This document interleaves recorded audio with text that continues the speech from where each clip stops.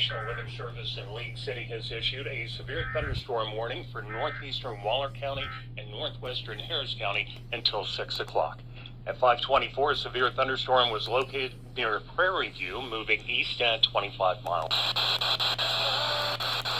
Hempstead, Prairie View, Hockley, Waller, and Pine Island. Again, the National Weather Service has a severe thunderstorm warning in effect for northeastern Waller County and northwestern Harris County until 6 o'clock. This concludes this broadcast of the Emergency Alert System. Stay tuned to this station for further updates on severe weather conditions.